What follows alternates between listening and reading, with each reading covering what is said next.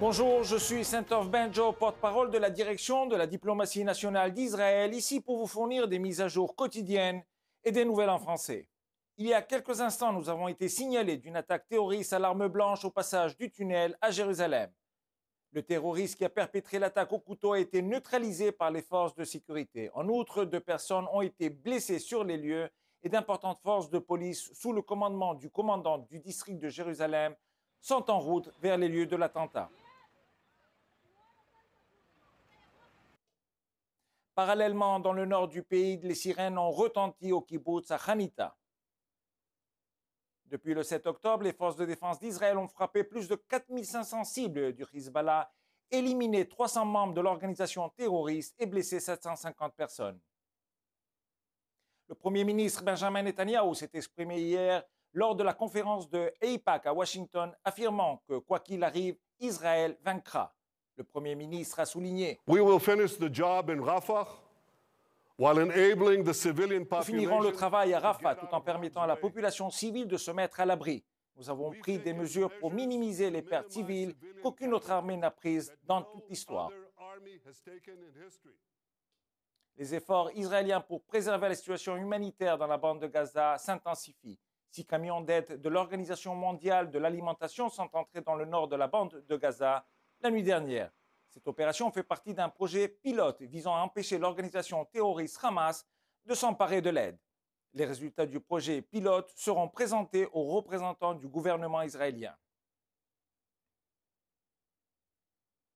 En dehors de la session du Conseil de sécurité de l'ONU consacrée à la violence sexuelle lors du massacre du 7 octobre, un musulman israélo-arabe a été filmé en train de se confronter à l'observateur permanent palestinien auprès de l'ONU, Riyad Mansour. Ali al-Ziadna, dont 2 membres de la famille sont toujours retenus dans les tunnels terroristes du Hamas à Gaza, a déclaré: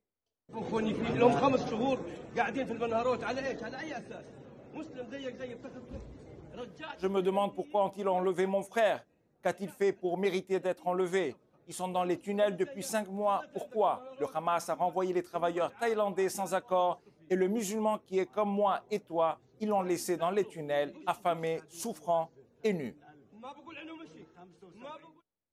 Husser, un ancien otage qui a passé 129 jours en captivité avant d'être secouru par les forces de défense, a été interviewé hier pour la première fois et a révélé les derniers moments entre les mains du Hamas.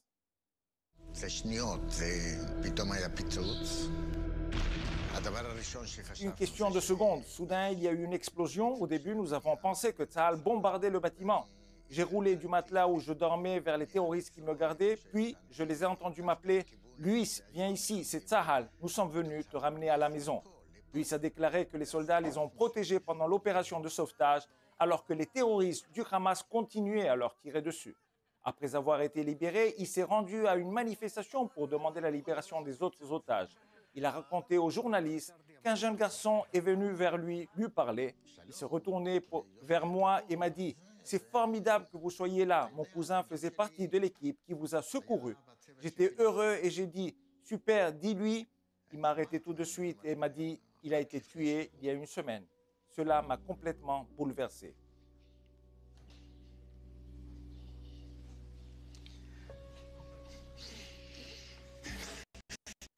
Alors que les otages libérés révèlent la gravité de la situation en captivité à Gaza, nous nous efforçons de restituer les 134 otages qui continuent de souffrir sous le joug du Hamas après 5 mois de captivité.